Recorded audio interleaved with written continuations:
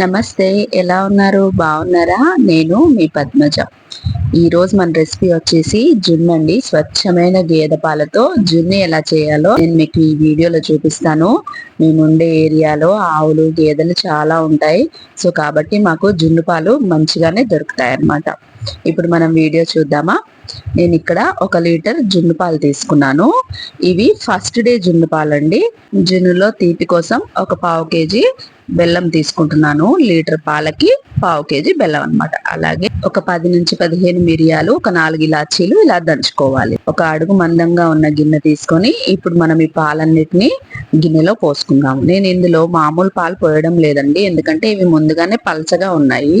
ఇప్పుడు ఈ పాలల్లోకి మనం తీసి పెట్టుకున్న బెల్లం అంతా వేసేసుకుందాము, ఎందుకంటే బెల్లం కరగాలి కాబట్టి.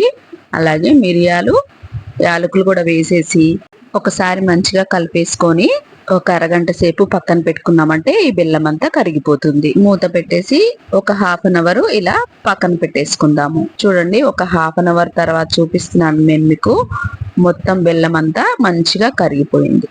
ఇప్పుడు స్టవ్ ఆన్ చేసుకొని ఒక వెడల్పాటి గిన్నె పెట్టుకోండి. స్టవ్ మీద పెట్టుకొని దాంట్లో నీళ్లు పోసి ఇలా ఒక స్టాండ్ పెట్టుకొని మనం కలిపి పెట్టుకున్న జున్ను పాలు ఈ స్టాండ్ మీద పెట్టేసి దానిపైన మూత పెడదామండి. ఎందుకంటే మనం డబల్ బాయిల్ చేస్తున్నాం కాబట్టి ఆవిరి నీళ్లు దాంట్లో పడకుండా మూత పెట్టేసి పైనుంచి ఇంకొక మూత పెట్టుకొని ఒక 15 నుంచి 20 నిమిషాలు ఈ జున్నుని ఉడకనిద్దాము. మధ్యలో ఒకసారి చెక్ చేసుకుందామండి, ఎందుకంటే జున్ను అయిందో లేదో చూద్దాము. మనం ఇలా చాకుతో ఒకసారి లోపలికి కుచ్చి చూసామంటే చూడండి, ఇంకా తడి తడిగా ఉంది, ఇది ఇంకా అవ్వలేదు. ఇంకొక 5 నిమిషాలు మనం మూత పెట్టేసి జున్నుని ఉడకనిద్దాము. చూడండి, ఇంకొక 5 నిమిషాలు ఉడికిన తర్వాత నేను మీకు చూపిస్తున్నాను. మళ్ళీ ఒకసారి మనం చాకుతో గుచ్చి చూస్తే చూడండి, ఇప్పుడు చాలా నీట్ గా వచ్చేసింది అనమాట. మన జున్ను రెడీ అయిపోయింది.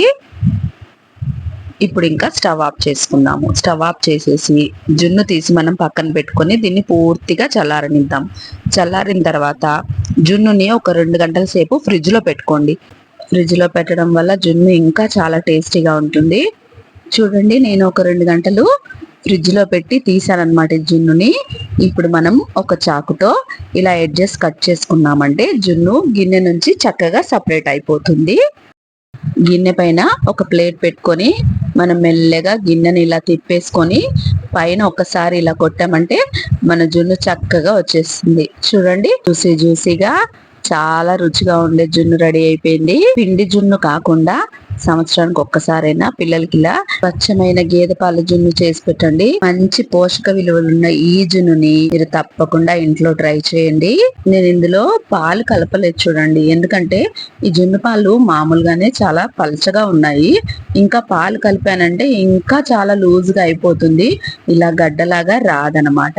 జున్ను చేయడం చాలా కష్టం అనుకుంటారు అందరూ. ఏం కాదండి, జున్ను చేయడం చాలా ఈజీ.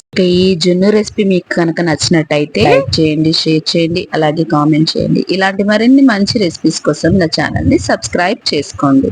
మరో మంచి రెసిపీతో మళ్ళీ కలుసుకుందాం. అంతవరకు సెలవు, నమస్తే.